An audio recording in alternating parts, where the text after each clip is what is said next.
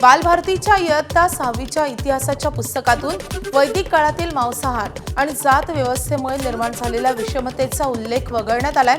नव्या पुस्तकात वैदिक काळात लोक वनस्पतीजन्य आहार घेत असल्याचा आणि चारही वर्ण गुण्यागोविंदाने राहत असल्याचा दावा करण्यात आलाय।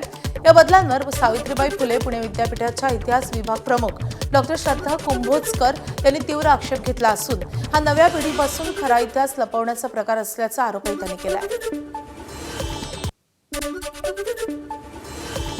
प्राचीन काळ आपला नक्की कसा होता याबद्दल शिकवणं हे या पुस्तकाचं काम आहे। परंतु आपल्या प्राचीन काळात जर फक्त प्लांट बेस्ड किंवा वनस्पतीजन्य पदार्थ खाल्ले जात होते असं म्हटलं गेलं तर आज आपल्याला माहिती आहे की भारतामध्ये ॲनिमियासारखे रोग मोठ्या प्रमाणामध्ये कुपोषणासारख्या गोष्टी होत असतात। असं असताना एक प्राचीन काळाचं ज्याच्याकडे आपण आदर्श म्हणून पाहतो आणि अतिशय योग्यच आहे ते की तेव्हा अनेक गौरवशाली गोष्टी घडलेल्या आहेत, तर त्या काळामध्ये फक्त वनस्पतीजन्य आहार आहे असं मुलांच्या मनावर जर बिंबवलं गेलं तर आज मांसाहार करणाऱ्या मुलांच्या मनामध्ये कदाचित कुठेतरी अशी भावना निर्माण होऊ शकते की हे पूर्वी नव्हतं आणि आपण करतोय ते काहीतरी वेगळं आहे।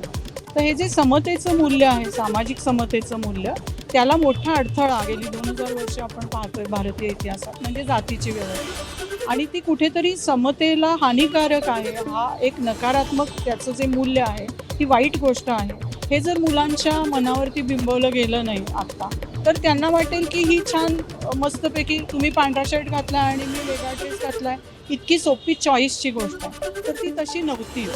ही वाईट आहे, म्हणजे जाती व्यवस्था ही वाईट आहे हे सांगणं गरजेचं आहे मुलांना, अतिशय गरजेचं आहे। आणि त्यातून विषमता निर्माण होते जी वाईट आहे, हे सगळं पोचवणं हेच खरं पाठ्यपुस्तकांचं काम आहे, त्यामुळे ते नाही होते। निकृष्ट पोषण आहाराचा व्हिडिओ व्हायरल करणाऱ्या अंगणवाडी सेविकेवरील बडतर्फीची कारवाई मागे घेण्यात आली आहे। अंगणवाडीत दिला जाणारा आहार निकृष्ट असल्याचा व्हिडिओ सोशल मीडियावर व्हायरल केल्यामुळे रेश्मा पारधी यांच्यावर निलंबनाची कारवाई करण्यात आली होती। ही कारवाई अखेर मागे घेण्यात येत असल्याची माहिती पुणे जिल्हा परिषद अध्यक्ष वीरधवल जगदाळे यांनी दिली आहे। सोमवारी त्यांच्याबाबत अंतिम निर्णय घेतला जाणार असल्याचे जगदाळे यांनी म्हटले आहे।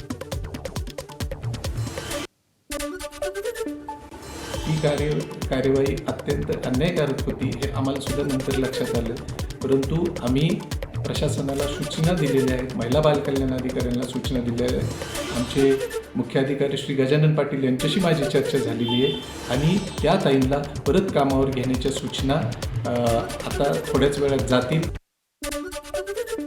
सीजेपी संस्थापक अभिजित दिपकेंनी केलेल्या आरोपांवर मंत्री दादा भुसेंनी प्रतिक्रिया दिली आहे। अभिजित दिपके विविध शाळांना भेटी देऊन ज्या काही त्रुटी निदर्शनास आणून देत आहेत त्याचं स्वागतच करतो, तर काही शाळांमध्ये त्रुटी दुरवस्था असतीलच त्या आम्ही मान्य करतो आणि त्या सुधारण्याचा प्रयत्न करत असल्याची प्रतिक्रिया मंत्री दादा भुसे यांनी दिली आहे। अभिजितजी दिपके असतील किंवा महाराष्ट्रातला कोण नागरिक पण असेल तर त्यांनी शाळेच्या भौतिक सुविधेच्या संदर्भातला विषय असेल, शाळेच्या गुणवत्तेच्या संदर्भातला विषय असेल, या संदर्भातल्या कोणीही केलेल्या सूचनांचं त्या ठिकाणी निश्चितपणे आदर आहे, स्वागत आहे। ठाकरेंच्या शिवसेनेच्या नगरसेविका आणि मुंबईच्या माजी महापौर विशाखा राऊत यांचं जात प्रमाणपत्र रद्द झालंय आणि त्यामुळे त्यांच्या नगरसेवक पदावर संकट आलंय। पालघर उपविभागीय अधिकाऱ्यांनी दिलेलं जात प्रमाणपत्र सक्षम प्राधिकरणानं दिलेलं नसल्याचं समितीनं नमूद केलंय। राऊत यांनी कुणबी जात वैधता प्रमाणपत्र सादर केलं होतं, मात्र कागदपत्रांमधून कुणबी जात प्रमाणपत्राशी संबंधित रक्ताचं नातं सिद्ध करता आलं नसल्याचं समितीनं या आदेशात म्हटलंय। दरम्यान या आदेशाविरोधात महाराष्ट्र जात प्रमाणपत्र कायद्यातील तरतुदीनुसार 90 दिवसांच्या आत विभागीय आयुक्तांकडे अपील करता येईल, त्यामुळे राऊत यांच्याकडे कायदेशीर आव्हान देण्यासाठी 3 महिन्यांचा कालावधी असेल। कास्ट स्क्रुटिनी कमिटी आहे त्यांच्यावर डेफिनेटली दबाव होता, कारण सत्ताधाऱ्यांनी सांगितलं की हिला उडवायचं।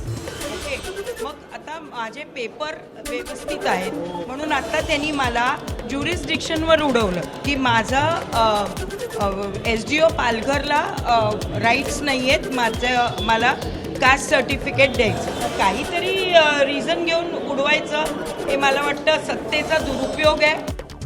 एकनाथ शिंदेंनी मुख्यमंत्री व्हावं ही तमाम महाराष्ट्रातील शेतकरी कष्टकऱ्यांची इच्छा आहे आणि त्यामुळे देवेंद्रजींनी केंद्रात जावं आणि एकनाथ शिंदे यांना संधी द्यावी ही आपल्यासह अनेक आमदारांची मागणी आहे असं शिवसेनेचे बुलढाण्यातील आमदार संजय गायकवाड यांनी म्हटलंय.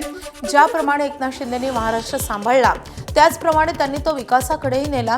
भाजपनं सामंजस्याने यावर निर्णय घ्यावा असंही संजय गायकवाड यांनी म्हटलंय. एकनाथ शिंदेसाहेब मुख्यमंत्री व्हावे ही महाराष्ट्रातल्या तमाम कष्टकऱ्यांची, शेतकऱ्यांची, सगळ्यांची इच्छा आहे.